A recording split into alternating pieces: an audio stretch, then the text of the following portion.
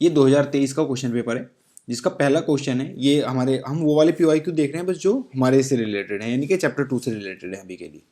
तो पहला क्वेश्चन है कि 12 निगेटिव चार्जेस हैं हमारे पास सेम मैग्नीट्यूड के, इक्वली प्लेस किए गए। ये डायग्राम भी है तेरा का फिगर 1, ये डायग्राम है, इक्वली प्लेस किया गया है इनको, यानी कि इनको घड़ी की तरह मान लीजिए, क्लॉक वोल क्लॉक की तरह। सरकमफ्रेंस R है। अब इसने क्या पूछा, relative to potential being zero at infinity, मतलब इसने बोल दिया है कि इन्फिनिटी पे आप पोटेंशियल जीरो मान लीजिए। तो find the electric potential and electric field, दोनों चीज एंड द इलेक्ट्रिक फील्ड, दोनों चीजें निकालनी है एट सेंटर। देखो भाई वो क्वेश्चन में क्या बोल रहा है कि हमारे पास एक सर्कल है और जिसमें 12 चार्जेस रखे हुए हैं इक्वल डिस्टेंस पे। अभी डायग्राम पे मत जाइएगा, ऐसे 12 चार्जेस रखे हैं, तो 12 चार्ज रखे हैं, इसको तो घड़ी की तरह मान सकते हैं हम। उसी तरह 1 2 3 4 5 6 सारे इमेजिन कर लीजिए, यहाँ से 1 से शुरू होगा, ये 3 है मान लो, ये 6 9 12, ठीक है।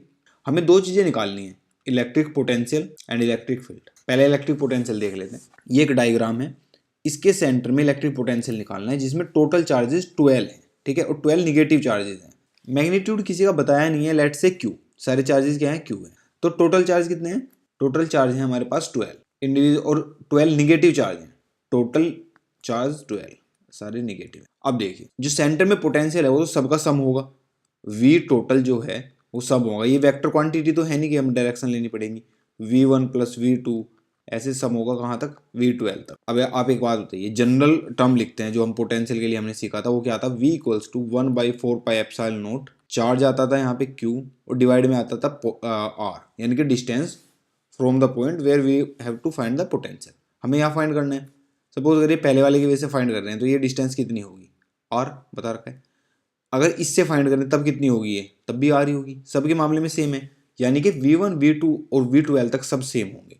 तो इसको क्या लिख सकते हैं हम, 1/4πε0, Q की जगह क्या लिख दें, -Q लिख दें, निगेटिव चार्ज है ना, ये हमने -Q इमेजिन किया इसको, बाई R प्लस, ऐसे ही ये 12 टाइम्स प्लस होगा, ठीक है, क्योंकि 12 है। ऐसे ही कहाँ तक जाएगा, 12 टाइम्स। तो क्या लिख सकते हैं इसको, 12 × 1/4πε0 -Q/R, ठीक है, या फिर कहिए -12Q / 4πε0R, ठीक है। तो ये हुई total potential at the centre of this image.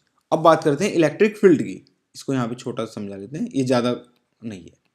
अब देखिए ऐसा हम एग्जाम्पल पहले भी ले चुके हैं, इसीलिए जल्दी से बता दे रहे हैं कि हर चार्ज के सामने एक और चार्ज है सेम मैग्नीट्यूड का और सेम साइन का।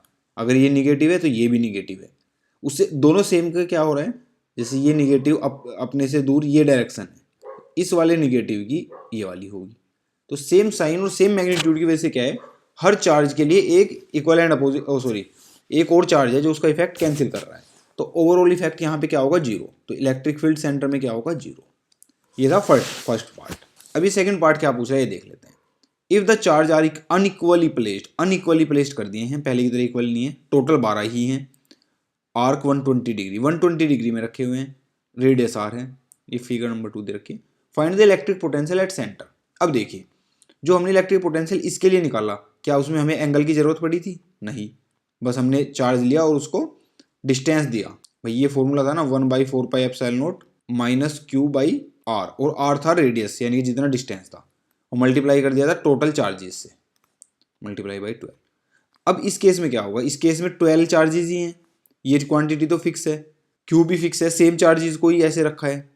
अब R का देखना है, क्या सभी चार्जेस से जो डिस्टेंस है सेंटर की वो अभी भी आ रही है, जी हाँ, तो ये आंसर सेम रहेगा, पोटेंशियल की वैल्यू सेंटर में सेम रहेगी। और रही बात इलेक्ट्रिक फील्ड की, उसमें डायरेक्शन देखनी पड़ेगी, और इसीलिए इलेक्ट्रिक फील्ड इसमें पूछा नहीं गया, क्योंकि उसके लिए फिर सबका पोजीशन पता होना चाहिए, ठीक है। तो ये था आपका क्वेश्चन नंबर 26।